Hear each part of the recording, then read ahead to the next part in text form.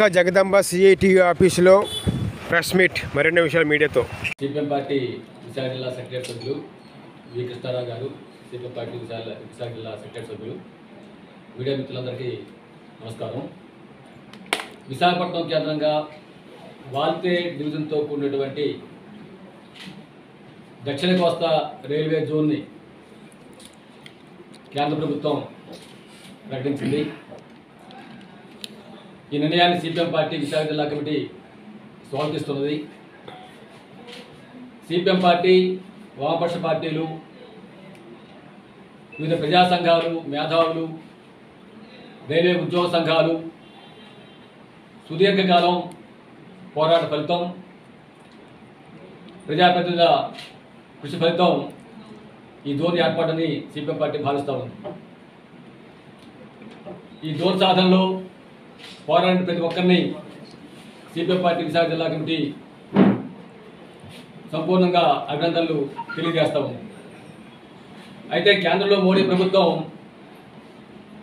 ఉత్తరాంధ్రని నష్టం చేసే చర్యలు, వివక్ష చూపే చర్యలు ఆపలేదు. వాల్తే డివిజన్ని 2 ముక్కలు చేసి వాల్తే డివిజన్కి అన్ని జోన్ల కన్నా అత్యంత ఎక్కువ ఆదాయం సమకూర్చున్న వాల్తే డివిజన్లో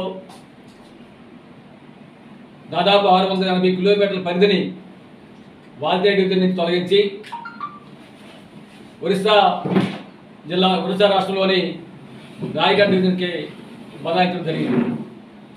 కేవలం 410 కిలోమీటర్లకు మాత్రమే ఈరోజు విశాఖ రైల్వే జోన్కి డివిజన్కి కేటాయించారు.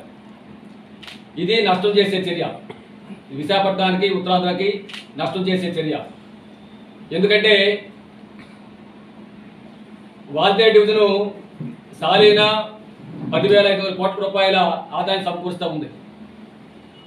ఈ ఆదాయం సమకూర్చడంలో అత్యంత కీలక పాత్ర పోషిస్తున్నది కొత్త వలస కిరండోల్ కేకే లైన్.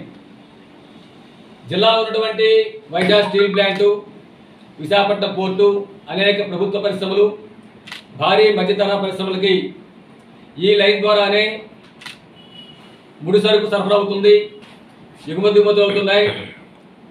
ఆదాయంలో సింహభాగం ఈ రవాణా ద్వారానే వస్తూ ఉంది. ప్రయాణికుల ద్వారా వచ్చే ఆదాయం స్వల్పం.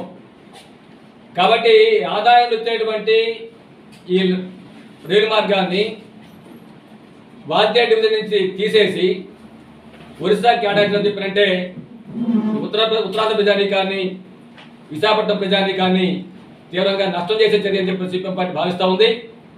కాబట్టి ఈ చర్య వల్ల అటు ఆదాయానికే కాకుండా రాబోయే కాలంలో స్టీల్ ప్లాంట్కి, పోర్టుకి, వివిధ ప్రభుత్వ రంగ పరిశ్రమలకి ర్యాక్స్ కేటాయింపులో సమస్యలు వస్తాయి.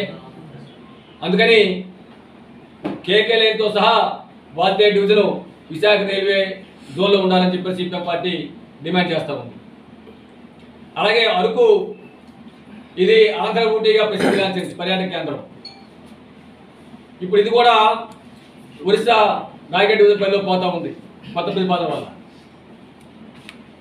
గోపాలపురం రైల్వే స్టేషన్ వరకు మనం ఏదైతే ఆంధ్ర ఒరిస్సా సరిహద్దు ఉందో అంతవరకు అది విశాఖ డివిజన్లో ఉంటే అరకు కూడా పర్యాటక మన చేతిలో ఉంటుంది. అలా కాకుండా కొత్తగా చేసిన ప్రతిపాదన వల్ల ఒరిస్సా చేతులు ఉంటే అరకు ప్రాంత అభివృద్ధి అంతా కూడా ఒరిస్సా ప్రభుత్వం మీద ఆధారపడి ఉంటుంది. దీనివల్ల పర్యాటక రంగానికి తీవ్ర విఘాతం కలుగుతుంది. అందుకని వీటి రీత్యా వాల్తే డివిజన్ మొత్తాన్ని కేకే లైన్తో సహా విశాఖ కేంద్రంగా ఉన్నటువంటి జోన్లో కొనసాగించాలని చెప్పని సిపిఎం పార్టీకి మేము డిమాండ్ చేస్తూ ఉన్నాం. ఇక్కడ కూటమి నేతలు ప్రకటన చేస్తున్నారు, ఇది మా ఘనత, మేము సాధించామని చెప్పని. మీరు చెప్పుకోండి, ఎవరికి అభ్యంతరం లేదు. కానీ కేంద్రం విశాఖపట్నానికి, ఉత్తరాంధ్రకి, రాష్ట్రానికి కేకే లైన్ని ఒరిస్సాలో కలపడం ద్వారా తీవ్ర ద్రోహం చేస్తుంటే, నష్టం చేస్తుంటే, ఆదాయాన్ని గడిగొడుతూ ఉంటే, రాబోయే సమస్యలు సృష్టించడానికి ప్రయత్నం చేస్తూ ఉంటే మీకు బాధ్యత లేదని విశ్వసిస్తున్నాం. మీకు ఏమాత్రం ఈ ఉత్తరాంధ్ర రాష్ట్ర ప్రయోజనాలు, విశాఖపట్నం ప్రయోజనాల మీద చర్చ ఉంటే మీరు రైల్వే జోన్ స్వాతంత్రం పరిమితం కాకుండా వాద్య డివిజన్ మొత్తాన్ని కేకే లైన్తో సహా విశాఖ కేంద్రంగా ఏర్పడిన రైల్వే జోన్లో కొనసాగించే విధంగా కేంద్రం ఒత్తిడి తీసుకురావాలి. దీన్ని సాధించాలి. అప్పుడే మీకు ఈ విశాఖపట్నం ఉత్తరాంధ్ర చర్చలుకున్నట్టు ప్రజలు భావిస్తారని చెప్పి చెప్పదలుచుకున్నాం. అందుకని కేంద్రం వివక్షతను విడనాడి ఉత్తరాంధ్రకి విశాఖపట్నం నష్టం చేసే చర్యలు విడనాడి